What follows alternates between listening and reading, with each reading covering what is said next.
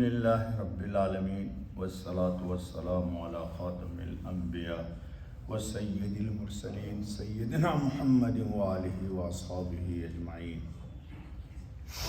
اعوذ باللہ من الشیطان الرجیم، بسم اللہ الرحمن الرحیم۔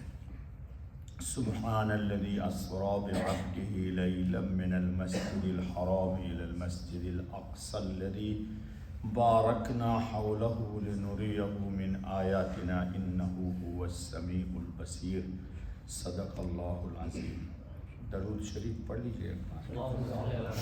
اللہم صلی علی سیدنا محمد وعلی آل سیدنا محمد صلاۃ تنجینا بہا من جمیع الاحوال والآفات وتقضی لنا بہا جمیع الحاجات وتطہرنا بہا من جمیع السیئات وترفعنا بها عندك اعلی الدرجات وتبلغنا بها اقصى الغایات من جمیع الخیرات فی الحیاة وبعد الممات انك على كل شیء قدیر۔ دوستو بزرگو، آج کی شب 27 رجب المرجب ہے۔ تاریخ میں آج ہی کی شب میں حضرت خاتم النبیین علیہ الصلاۃ والتسلیم کہ معراج کی بات کہی گئی ہے۔ تھوڑی سی بات میں نے جمعہ میں بھی نقل کر دیا تھا۔ ایک بات یاد رکھ لیجئے کہ حضرت خاتم النبیین علیہ الصلاۃ والتسلیم کو رب ذوالجلال نے اسراء اور معراج کی عزت سے سرفراز فرمایا، اور حضرت خاتم النبیین صلی اللہ علیہ وسلم کو اتنا اونچا کیا کہ افضل الملائکۃ المقربین یعنی جبرائیل امین بھی پیچھے اور نیچے رہ گئے، اور ایسے مقام تک حضور کی رسائی کرائی جو کائنات عالم کا منتہا ہے، یعنی عرش عظیم، جس کے بعد اب کوئی مقام کوئی دنیا نہیں ہے۔ یہ بات یہاں ایک بات یاد رکھیے گا، چونکہ ہمارا خاص موضوع ہے ختم نبوت۔ عرش تک سیر کرانے میں ختم نبوت کی طرف اشارہ ہے۔ حضور کو کہاں تک لے گئے اللہ پاک؟ عرش تک۔ کیوں لے گئے؟ کہ تمام کائنات عرش پر ختم ہو جاتی ہے۔ دنیا کہاں ختم ہو جاتی ہے؟ عرش پر۔ کتاب و سنت سے عرش کے بعد کسی مخلوق کا وجود ثابت نہیں۔ اسی طرح نبوت و رسالت کے تمام کمالات حضرت خاتم النبیین پر ختم ہو جاتے ہیں، اس لیے اللہ نے جہاں تک مخلوق کی رسائی ہے خاتم النبیین کو وہاں پہنچا دیا۔ جبرائیل پیچھے رہ گئے۔ اب تھوڑا سا آگے چلیے، جلدی جلدی، چونکہ ٹائم کم ہے ہمارے پاس۔ ترجمہ کرتا ہوں میں آیت کا، پھر تھوڑی سی بات سناؤں گا۔ پاک ہے وہ ذات جس نے اپنے خاص بندہ یعنی حضرت محمد الرسول اللہ خاتم النبیین کو رات کو ایک قلیل حصہ میں مسجد حرام سے مسجد اقصی تک سیر کرائی۔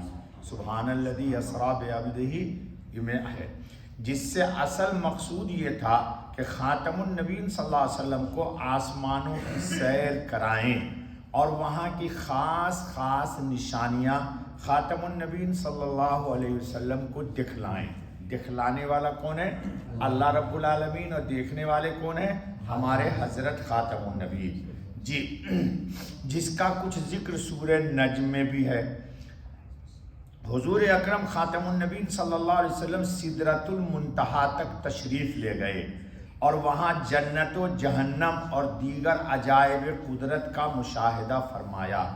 جی، اللہ کہتے ہیں کہ انہ هو السمیع البصیر، تحقیق کے اصلی سننے والا اور اصلی دیکھنے والا کون ہے؟ حق تعالی ہے۔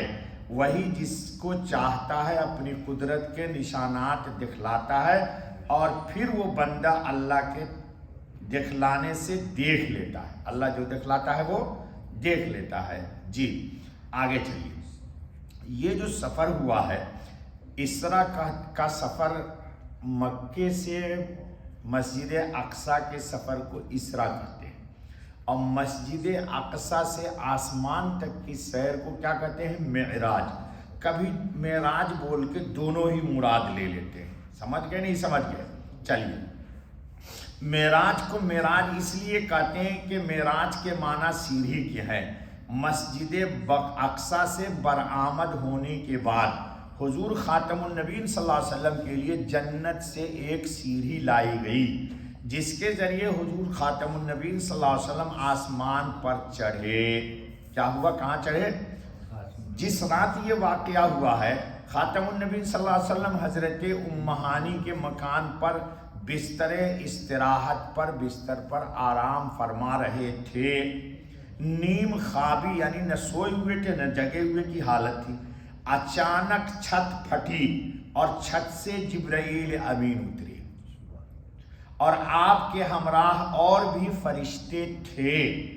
حضور اکرم ختم النبی صلی اللہ علیہ وسلم کو جگایا اور مسجد حرام کی طرف لے گئے۔ وہاں جا کر حتیم میں آپ صلی اللہ علیہ وسلم لیٹ گئے اور سو گئے۔ جبریل امین اور میکائیل نے آ کر آپ صلی اللہ علیہ وسلم کو جگایا، آپ کو بیر زمزم پر لے گئے اور لٹا کر آپ کے سینے مبارک کو چاک کیا اور قلب مبارک کو نکال کر زمزم کے پانی سے دھویا اور ایک سونے کا تشت لایا گیا جو ایمان و حکمت سے بھرا ہوا تھا۔ اس ایمان اور حکمت کو خاتم النبیین صلی اللہ علیہ وسلم کے دل میں بھر کر سینہ کو ٹھیک کر دیا، جوڑ دیا اور دونوں شانوں کے درمیان مہر ختم نبوت لگا دی۔ کیونکہ اب مختصر آپ کو سنانا ہے اس لیے میں جلدی کر رہا ہوں، ٹھیک ہے۔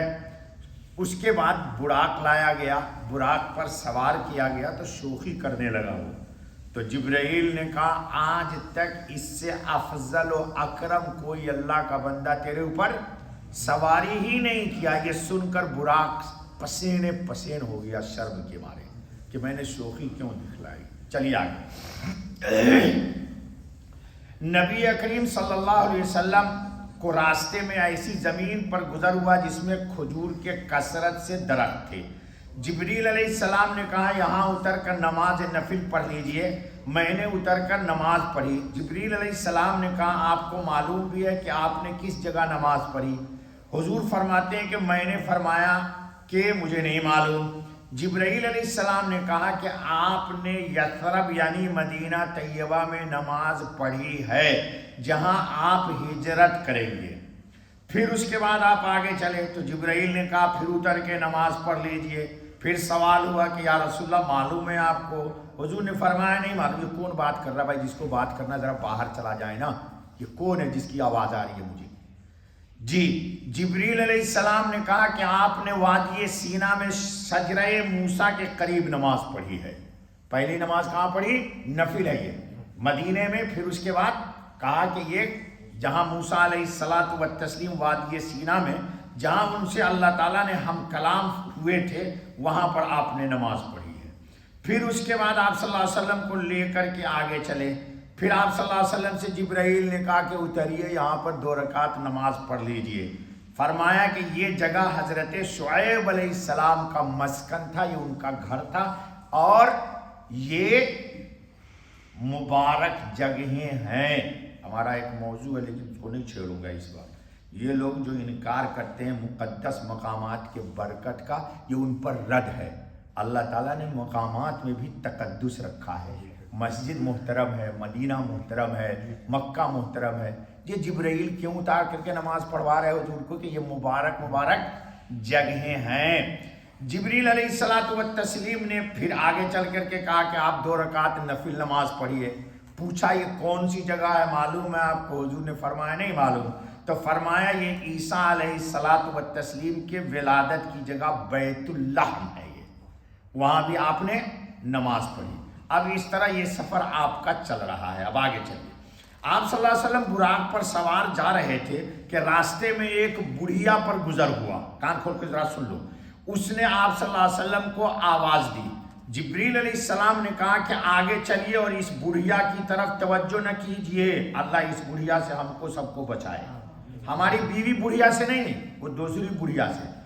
آگے چل کر ایک بوڑھا نظر آیا۔ ہاں سنو ادھر، بوڑھا سے بھی اللہ بچائے۔ اس نے بھی حضرت صلی اللہ علیہ وسلم کو آواز دی۔ حضرت جبرائیل نے کہا آگے چلیے۔ آگے چل کر آپ کا ایک جماعت پر گزر ہوا جنہوں نے آپ صلی اللہ علیہ وسلم کو بڑی الفاظ سلام کیا۔ ایک نے کہا السلام علیک یا اول، دوسرے نے کہا السلام علیک یا آخر، تیسرے نے کہا السلام علیکہ یا حاشر، جبریل امین علیہ السلام نے آپ